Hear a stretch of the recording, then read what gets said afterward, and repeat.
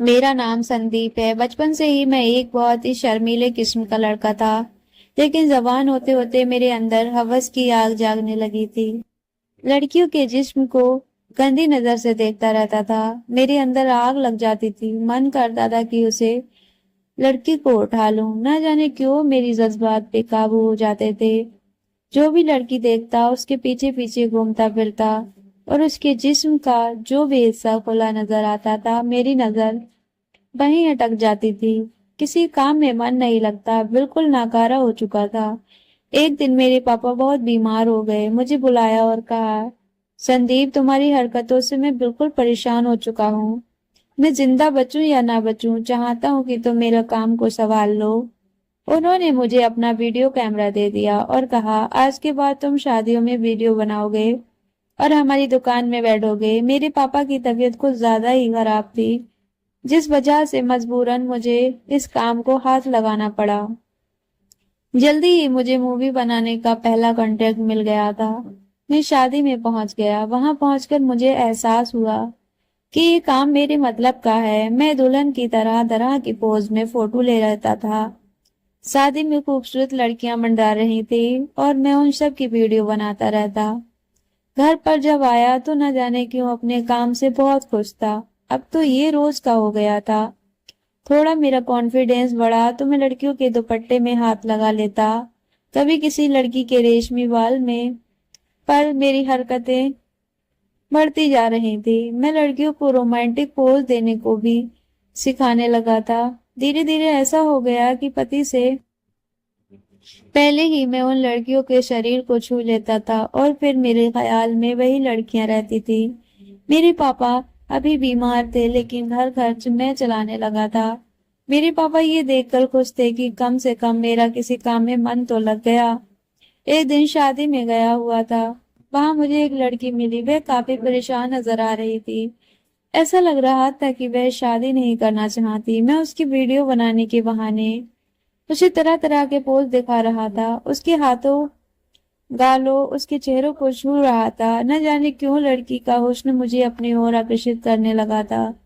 उसे नजर भर देखते ही मैं बेकाबू होने लगा था, लेकिन फिर अपने आप को समझाने लगा, संदीप, लड़की तेरी नहीं हो सकती, उसकी शादी हो रही है। उसके गुलाबी होठों को देखकर मन कर रहा था कि उसे चूम लूं। वो लड़की भी मेरे साथ शूटिंग करते करते धीरे धीरे खुलने लगी थी, लेकिन न जाने क्यों उसके चेहरे में एक उदासी नजर आ रही थी। मैंने पूछा, क्या बात है? क्या तुम इस शादी से खुश नहीं हो? उसने एक पल मेरी तरफ देखा, फिर उदासी भरी आंखों से मुझसे बोली, ऐसी कोई बात नहीं है, मैं बस थोड़ी नर्वस हूँ। उस लड़की की घबराहट की वजह मुझे बिल्कुल भी समझ नहीं आई, पर उसका दूधिया जिस्म मुझे बेकाबू कर रहा था। उस लड़की की शादी हो चुकी थी और न जाने क्यों मन ही मन में मैं उदास था। कभी सोचा न था कि कभी किसी लड़की की शादी में जाकर उसी से दिल लगा बैठूंगा। खैर, उस लड़की को दिमाग से निकालने के लिए मैंने काम जारी रखा। एक दिन मैं शादी में गया था तो मैंने देखा एक 40-42 साल की औरत मेरे पास आकर मुझे अपना वीडियो बनाने को कहा। मैं उस औरत को हैरत भरी निगाह से देखने लगा, फिर सोचा शायद दुल्हन की कोई रिलेटिव होगी, तो मैं उसका वीडियो बनाने लगा था। वह औरत ने बड़े अजीब से कपड़े पहन रखे थे। उसकी फोटो शूट करने के बाद उसने कहा, तुम कब से काम कर रहे हो? मैंने कहा, मुझे 2 महीने हो गए हैं। फिर उसने पूछा, कितने पैसे कमा लेते हो? मैंने कहा, एक शादी के 2,000 मिल जाते हैं। उसने कहा, क्या तुम मेरे साथ काम करना पसंद करोगे? मेरे 3 घंटे की शूटिंग है, मैं तुम्हें 3 लाख रुपए दूंगी। ये बात सुनकर मेरा सर चकरा गया और मैं उसे हैरत भरी निगाहों से देखने लगा। शादी के पूरे 1-2 दिन शूटिंग में भी सिर्फ 2,000 मिलते हैं। 3 घंटे की 3 लाख रुपए देने की बात कर रही है। तो मैं हैरत में था। तो उसने कहा, क्या बात है, क्या सोच में डूब गए? उसने फौरन अपना कार्ड निकाला और मेरे हाथ में थमा दिया। अगर तुम्हें मंजूर हो तो मेरे फ्लैट में आ जाना और बात कर लेना। जब मैं घर लौटा तो उस औरत की बात ही मेरे दिमाग में घूम रही थी। मेरे घर पर शादी के लायक 2 बहनें बैठी हुई थी। शादी तो ऐसे नहीं करवा सकते, उसके लिए लाखों रुपयों की जरूरत होती है। हमें इतना ज्यादा कांटेक्ट भी नहीं मिलता था। शादी के सीजन में थोड़ा बहुत मिल जाता था, ऑफ सीजन में तो बहुत हालात खराब होती थी। किसी तरीके से हमारा घर ही चल पाता था। बहनों की शादी के लिए पैसे इकट्ठे नहीं हो पाए थे। मैं सोच में था कि मैं क्या करूं।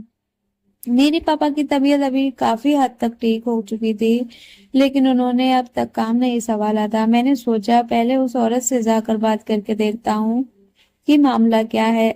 अगली सुबह मैं उसके एड्रेस में पहुंच गया। दरवाजे की बेल बजाई तो उस औरत ने आकर दरवाजा खोला।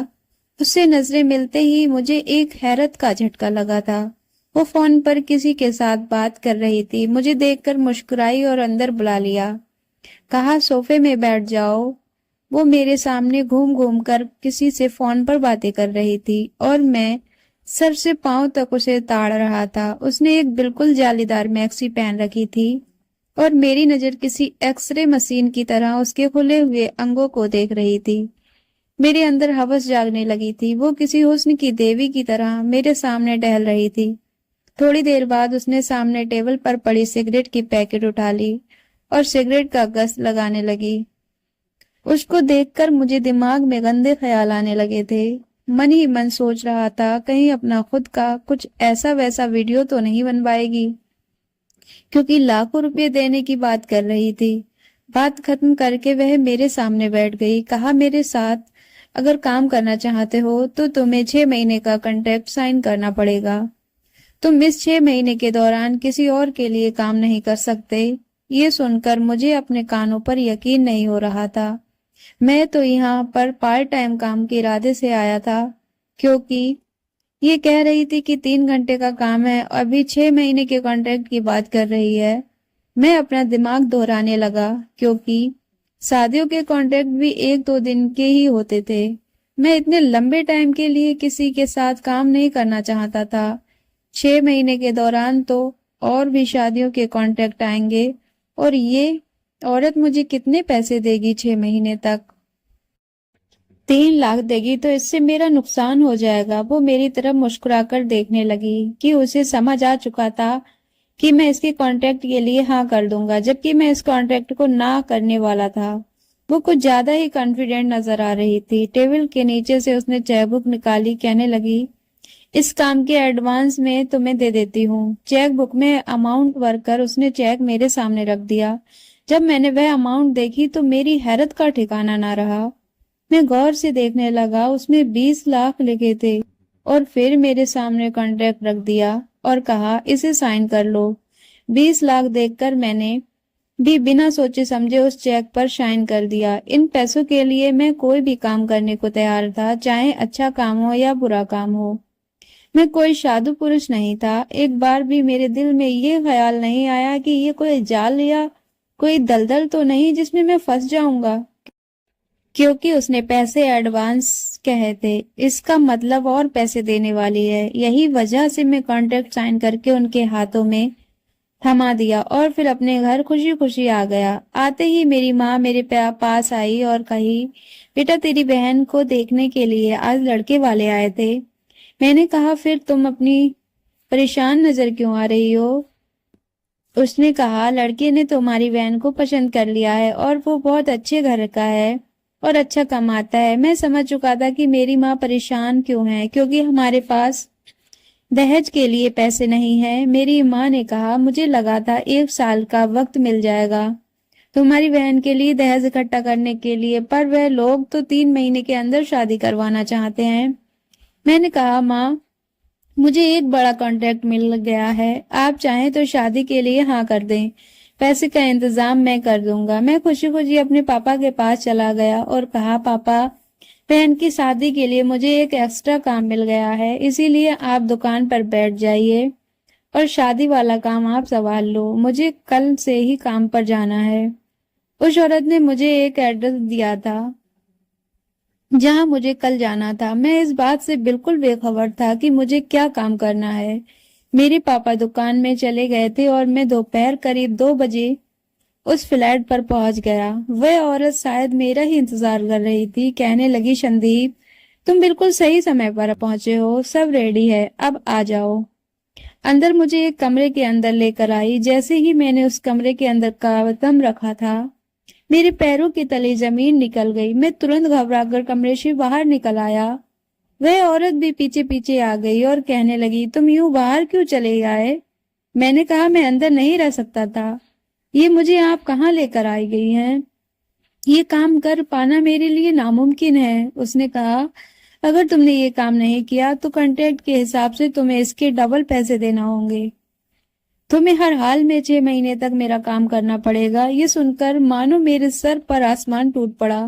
मैंने कॉन्ट्रैक्ट जल्दबाजी में पढ़ना जरूरी नहीं समझा था। मैंने सोचा था जो भी काम होगा मैं कर लूंगा, पर जो नजारा मैंने देखा, मेरा दिल चीख चीख कर कह रहा था, संदीप इस काम के लिए ना कर दो। परेशान होकर मैं घर आ गया था। ना मुझे खाना खाने का मन कर रहा था, ना ही नींद आ रही थी। मैं सिर्फ यही सोचने लगा था कि अगर मैं ये काम नहीं करूंगा तो इसके डबल पैसे कैसे चुकाऊंगा।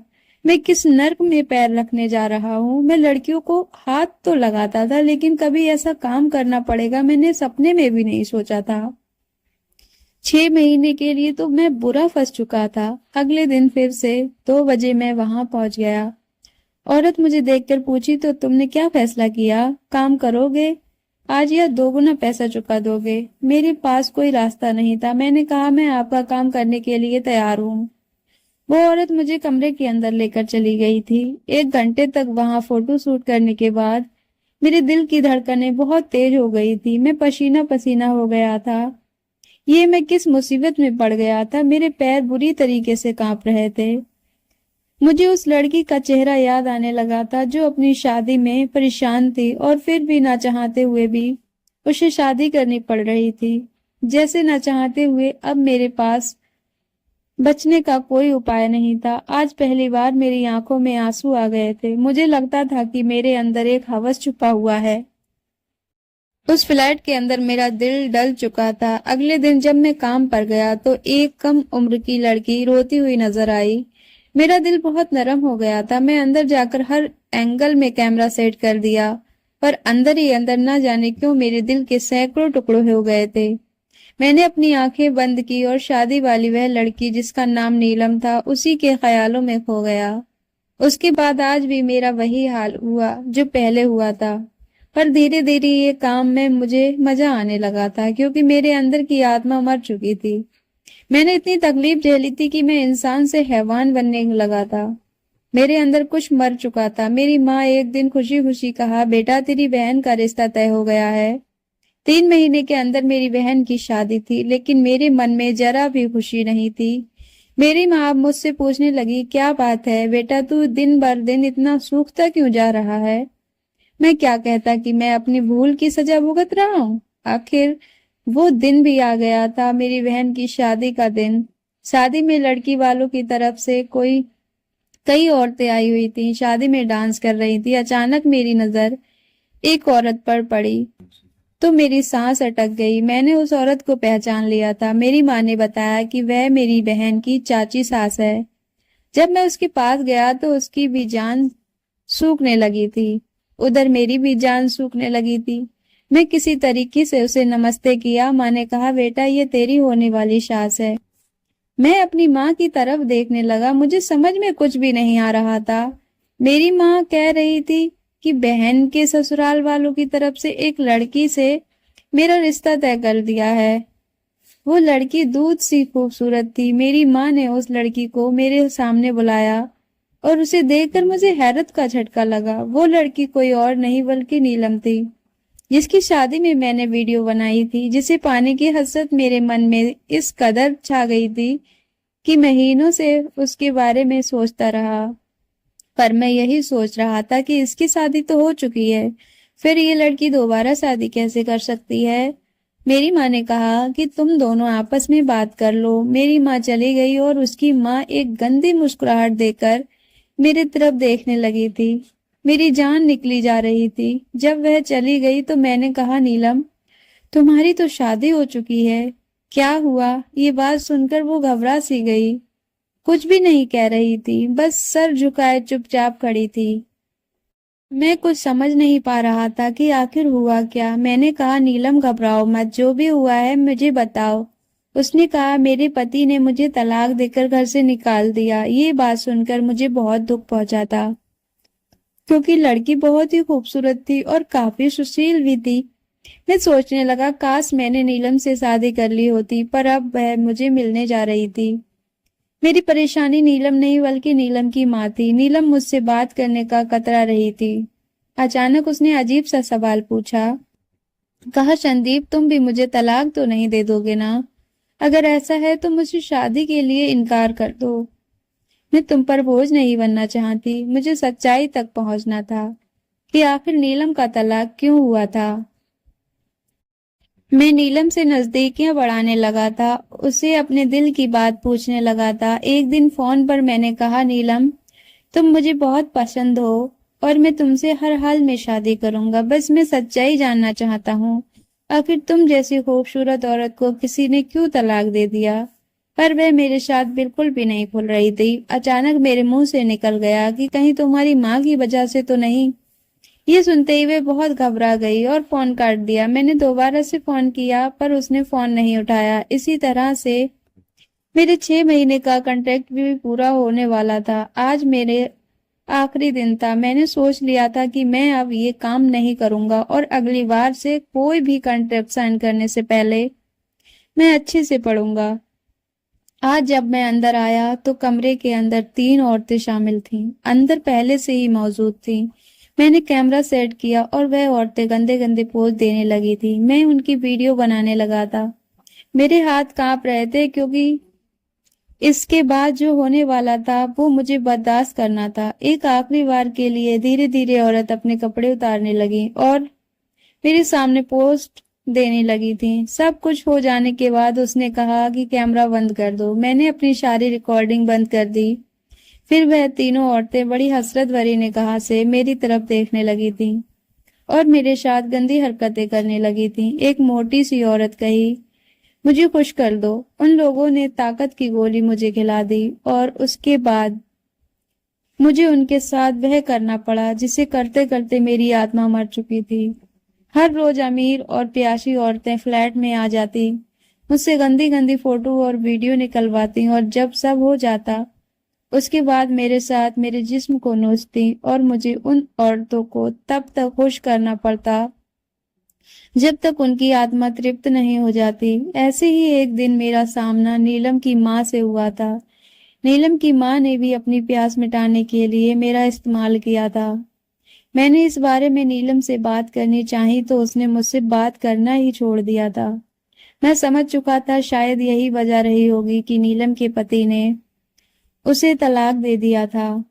उसकी माँ की कोई गंदी तस्वीर उसके पति के हाथ लग गई होगी और उसे नीलम पर भी शक हुआ होगा। यहाँ से कॉन्ट्रैक्ट खत्म होने के बाद मैंने नीलम को मिलने के लिए बुलाया और जब मैं इस बार उसकी माँ के बारे में पूछा और उस पर जोर डाला तो उसने सारा सच बता दिया।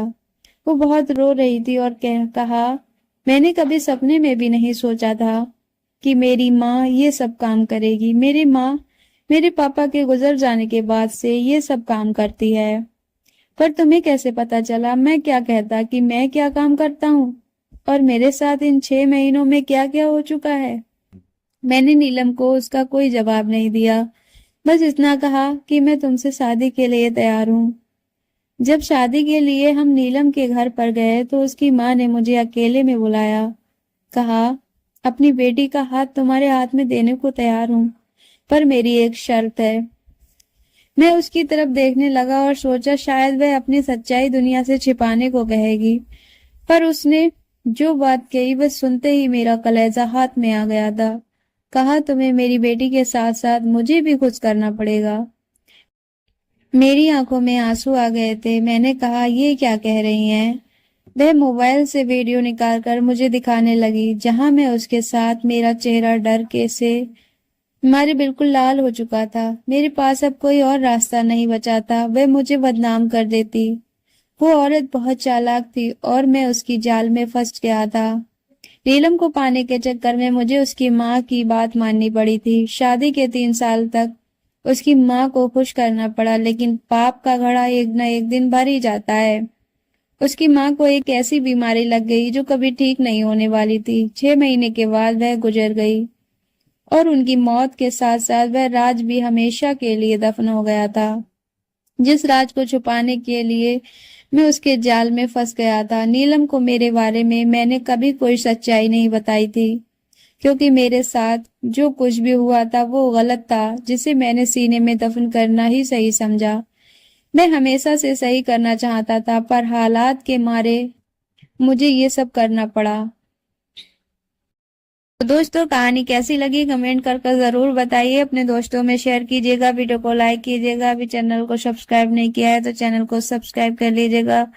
मिलते हैं एक और अच्छी सी वीडियो में, तब तक के लिए अपना ख्याल रखिए। Thanks for watching.